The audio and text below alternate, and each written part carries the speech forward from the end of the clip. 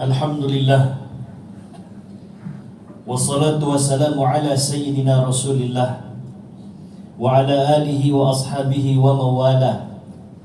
Ashhadu an la ilaha illallah wa ashhadu anna sayyidana Muhammadan abduhu wa rasuluhu la nabiyya ba'dah. Allahumma salli ala sayyidina Muhammadin fil awwalin wal akhirin wa fi kulli waqtin wa hin wa ba'd. Laqad qala Allah Ta'ala fi kitabihil aziz. A'udzu billahi minasy syaithanir rajim. Bismillahirrahmanirrahim. Ya ayyuhalladzina amanu taqullaha haqqa tuqatih wa la tamutunna illa wa antum muslimun. Wa qala fi ayatin ukhra, ya ayyuhalladzina amanu taqullaha wa qulu qawlan sadida yuslih lakum a'malakum wa yaghfir lakum dzunubakum wa may yuti'illaha wa rasulahu faqad faza fawzan 'azima. Masyarul muslimin, sidang Jumat yang dimuliakan Allah Subhanahu wa taala. Puja-puji syukur kehadirat Allah Rabbul Izzah.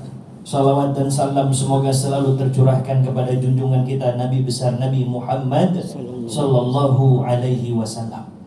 Di atas mimbar yang Allah muliakan ini, izinkan Al-Fakir mengingatkan diri pribadi dan kita semua untuk sama-sama kita menjaga, bahkan meningkatkan iman dan takwa kita kepada Allah Subhanahu wa ta'ala. Sidang Jumat yang dimuliakan Allah Subhanahu wa ta'ala, tahun kedua setelah hijrahnya Nabi terjadi sebuah peperangan yang diikuti oleh Rasulullah SAW. Ini perang besar pertama di dalam Islam yang dikenal dengan Perang Badar Kubra.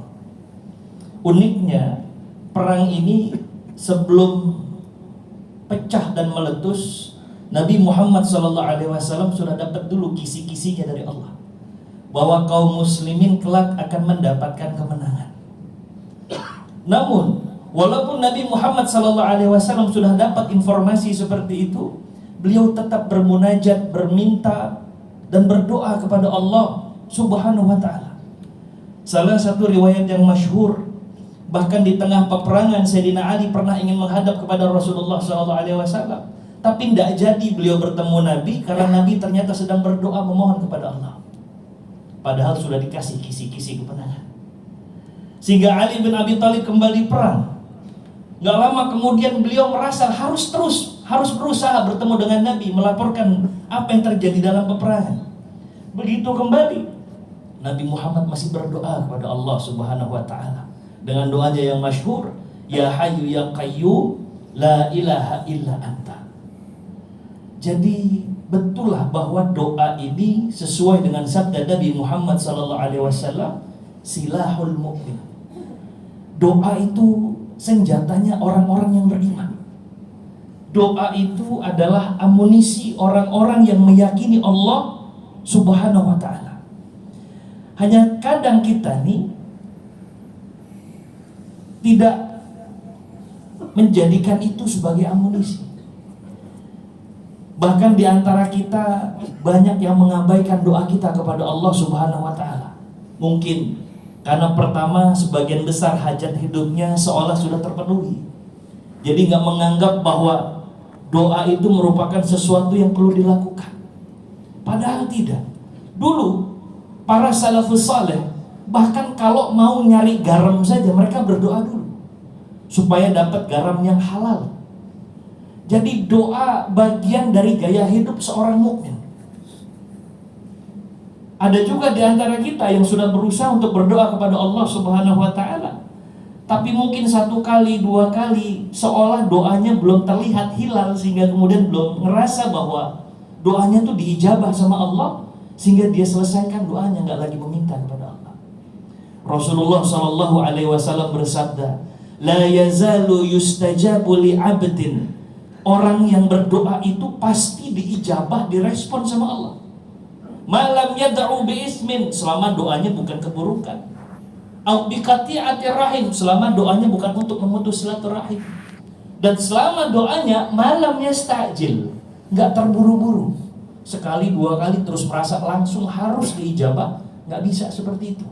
Maka kita perlu memahami konsep doa. Doa selalu diijabah oleh Allah, itu poin besarnya. Tapi bagaimana cara Allah merespon doa? Yang pertama memang ada doa yang cash kontan, itu langsung dikasih sama Allah. Ada yang seperti itu. Ada doa yang memang ditahan dulu sama Allah. Artinya ditakhir, ditunda dulu, karena Allah Maha tahu kapan waktu yang pas untuk dijabah doa itu. Dan kadang Allah Subhanahu wa Ta'ala sengaja menahan doa seorang hamba. Dalam sebuah hadis qudsi disebutkan, Allah Subhanahu wa Ta'ala berkata kepada malaikat, "Ya malaikat, aku belum kabulkan dulu ya doa hambaku, karena aku masih senang melihat hambaku merintih, mengangkat tangannya dan bersandar kepadaku." Kalau kita bisa lewati poin kedua ini dengan sabar, terus husnuzon kepada Allah dan terus berdoa kepada Allah, maka Allah akan berikan yang lebih dari apa yang kita harapkan. Yang ketiga, jemaah yang dimuliakan Allah, ada memang doa yang Allah tahan di dunia, tapi tetap Allah respon. Kapan responnya? Nanti di akhirat. Allah akan berikan pahala sesuai dengan kadar doa yang dia panjatkan selama dia hidup di dunia. Jadi tidak ada yang sia-sia doa kita. Tidak ada yang kemudian doa itu hilang begitu saja. Nah, doa itu pasti direspon oleh Allah Subhanahu wa Ta'ala. Dan sebisa mungkin kita jadikan doa itu menjadi bagian dari kebiasaan kita sehari-hari. Jemaah yang dimuliakan Allah, jangan karena kita ngerasa semuanya sudah terpenuhi terus kita gak mau lagi doa sama Allah. Jangan. Doa ini siapa yang mau melakukan, ini kebutuhan kita. Yang kedua, doa ini ibadah. Jadi siapa yang berdoa kepada Allah, maka dia terhitung sedang beribadah kepada Allah Subhanahu wa Ta'ala. Yang ketiga, orang yang berdoa berarti dia mengakui Allah Subhanahu wa Ta'ala.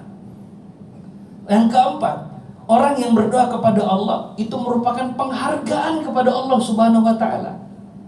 Dan yang kelima, orang yang berdoa kepada Allah Subhanahu wa Ta'ala, maka sejatinya dia mengakui dan mengagungkan Allah Subhanahu wa Ta'ala. Maka jangan tinggalkan doa.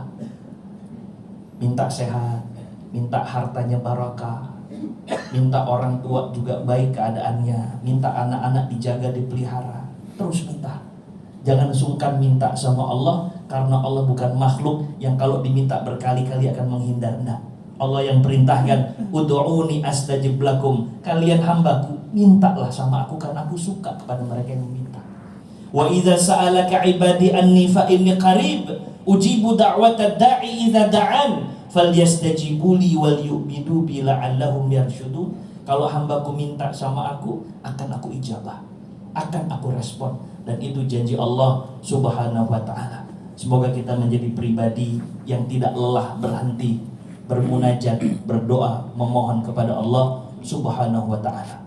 Barakallahu li wa lakum fil Qur'anil azim, wa nafa'ani wa iyyakum bima fihi minal ayati wa dzikril hakim, wa taqabbalallahu minna wa minkum tilawatahu, innahu huwal ghafurur rahim. Alhamdulillah, alhamdulillahi hamdan katsiran tayyiban mubarakan fihi. Ashhadu an la ilaha illallah wa ashhadu anna sayyidana Muhammadan abduhu wa rasuluhu la nabiyya ba'dah. Allahumma salli ala sayyidina Muhammadin nabiyil ummi wa ala alihi wa sahbihi wa barik wa sallim. Inna qala Allah ta'ala fi kitabihil aziz, a'udzu billahi minasy syaithanir rajim. Bismillahirrahmanirrahim. Ya ayuhan nasu taqu rabbakumul ladzi khalaqakum min nafsin wahidah wa khalaqa minha zawjaha wa batha minhuma rijalan katsiran wa nisaa wattaqullaha alladzi tasaaluna bihi wal arham innallaha kana 'alaikum raqiba. Innallaha amarna bi amrin 'azim bis salati wassalami ala rasulil amin sayyidina Muhammadin sallallahu alaihi wasallam haitsu qala innallaha wa malaikatahu yusalluna 'alan nabi ya ayyuhalladzina amanu sallu 'alaihi wa sallimu taslima. Allahumma salli ala sayyidina Muhammadin nabiyil ummiyil habibil mahbub wa ala alihi wa sahbihi wa barik wa sallim. Allahumma ighfir lil mu'minina wal mu'minat wal muslimina wal muslimat al ahya'i minhum wal amwat wa ya qadiyal hajat. Allahumma a'inna ala dzikrika wa syukrika wa husni ibadatik. Ya muqallibal qulub, tsabbit qulubana ala dinika wa ta'atik. Ya muhawwilal ahwal, hawwil ahwalana ila ahsanil hal. Allahumma inna na'udzubika min ilmin la yanfa' wa min qalbin la yakhsha wa min nafsin la tashba' wa min du'ain la yusma' wa la yustajabu lah. Rabbana atina fid dunya hasanah wa fil akhirati hasanatan wa qina adzabannar. Ibadallah, innallaha ya'muru bil adli wal ihsan wa ita'i dzil qurba wa yanha 'anil fakhsya'i wal munkari wal baghi ya'izukum la'allakum tadhakkarun. Aqimis salat, innas salata kanat 'alal mu'minina kitaban mawquta.